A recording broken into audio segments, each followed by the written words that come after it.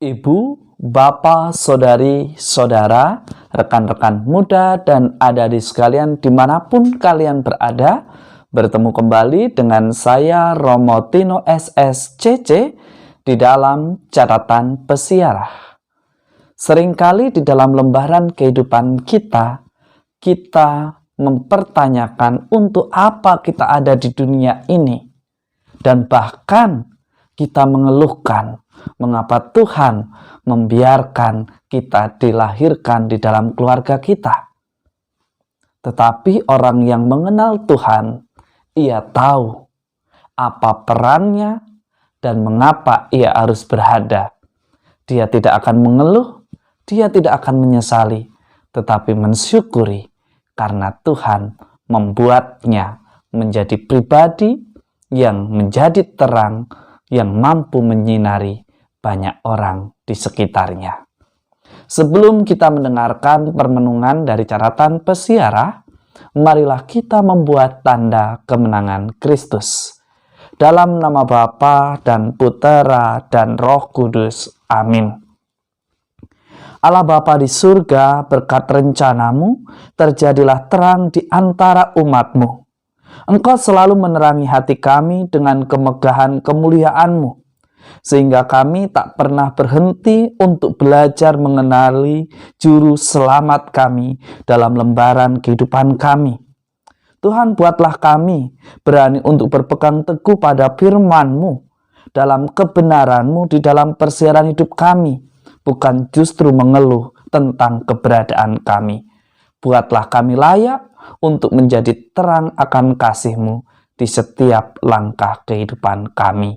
Amin. Ibu, Bapak, Saudari, Saudara, rekan-rekan muda, dan adik-adik sekalian yang terkasih, di dalam surat pertama Rasul Yohanes, Anda dan saya serta kita semua diingatkan kembali, barang siapa memiliki anak Allah, ia memiliki hidup. Barang siapa tidak memiliki Dia, ia tidak memiliki hidup. Apa maksudnya? Seringkali kita menjadi stres, seringkali kita merasa terbebani dengan tanggung jawab atau dengan pilihan hidup yang mungkin tidak didukung oleh keluarga, yang mungkin tidak diharapkan oleh keluarga, yang mungkin tidak diharapkan keberadaan kita di dalam hidup menggereja di mana kita berada, karena kita jatuh pada pelayanan yang hanya mengejar popularitas, yang hanya ingin mengekspresikan siapa kita dan apa peranan kita. Tetapi seseorang yang betul-betul melayani dari hati, ia tidak akan terganggu dengan komentar-komentar dari orang-orang di sekitarnya yang mungkin mengatakan hanya sekedar pelarian, hanya sekedar tidak ingin dekat dengan keluarga atau orang-orang di sekitar, atau bahkan sebagai ajang pembuktian. Tetapi orang yang memiliki Kristus, ia akan melayani, memuji dan memuliakan Tuhan karena Tuhan lebih dahulu mengasihi. Ia tidak mudah digoyahkan. Ia tidak mudah putus asa atau bahkan menggerutu karena begitu banyak orang berkomentar ketika kita membuat suatu kesalahan. Apakah kita sudah demikian selama ini? Tentu semua orang bisa melayani, tentu semua orang bisa berbuat baik. Lantas apa yang membedakan Anda, saya, kita semua orang beriman dengan mereka yang tidak mengenal konsep ketuhanan seperti apa yang kita imani? Mereka pun mampu berbuat baik. Mereka pun mampu untuk melakukan sesuatu yang lebih hebat mungkin dari apa yang sudah kita lakukan sebagai gereja yang hidup. Tentu yang mestinya yang harus membedakan ialah kualitas kita. Kita melakukan segala sesuatu dengan ketulusan untuk memuji dan memuliakan Tuhan, dan bukan untuk kesenangan pribadi, dan bukan untuk mengejar popularitas nama kita.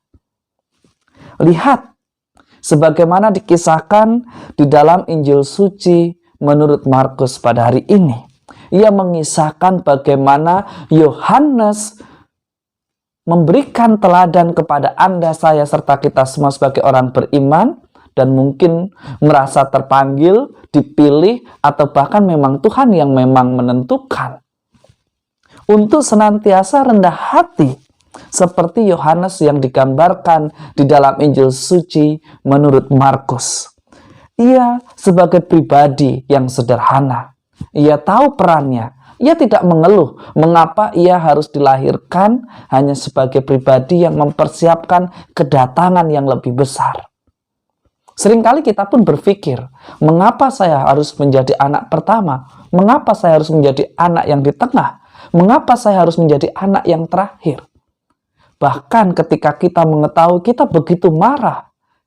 Misalnya, kehadiran kita di dunia ini sebetulnya tidak diharapkan oleh kedua orang tua kita. Jika kita masih ada di posisi ini, berarti kita belum sampai pada refleksi yang mendalam. Mengapa saya beriman? Mengapa saya mengenal Tuhan? Mengapa saya memilih untuk lebih dekat dengan Tuhan? Orang yang mengenal Tuhan, ia akan tahu dan mendengarkan betul apa yang difirmankan hari ini. Engkaulah anakku yang kukasih, kepadamulah aku berkenan. Maka mestinya jika kita menghayati itu, ketika Tuhan bersabda melalui Tuhan kita Yesus Kristus yang betul-betul ada di antara kita, maka kita mestinya bersyukur. Kita dihadirkan di dalam situasi yang demikian. Karena apa? Karena Tuhan percaya, Tuhan tahu bahwa Anda, saya, serta kita semua menjadi berkat. Cara pandang yang demikian membuat kita menjadi pribadi yang lebih kuat. Cara pandang yang demikian akan membuat kita menjadi pribadi yang selalu mencari makna di balik peristiwa dan bukan mengeluh mengapa dulu saya pernah ditolak, mengapa status saya digantung, mengapa ada ketidakjelasan ketika saya ingin dekat dengan Tuhan, mengapa ketika saya ingin melayani masih banyak orang menuduh bahwa pelayanan saya ini munafik, pelayanan saya ini hanya sekedar mencari nama. Jika hal itu untuk kemuliaan Tuhan, percayalah, Anda, saya pun akan dimampukan. Ketika kita terus senantiasa mau rendah hati, mengikuti apa yang Tuhan kehendaki di dalam persiaran hidup kita. Semoga berkat Tuhan senantiasa melindungi dan memberkati kita semua, Bapa dan Putra dan Roh Kudus. Amin.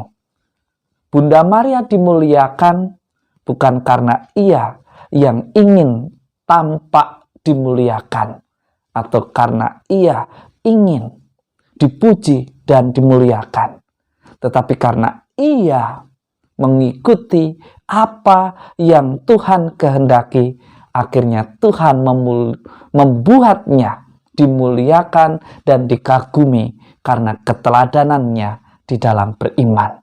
Beranikah kita meneladan Bunda Maria untuk senantiasa mengejar kemuliaan yang sejati dan bukan yang didasarkan pada ambisi pribadi? Tuhan memberkati. Amin.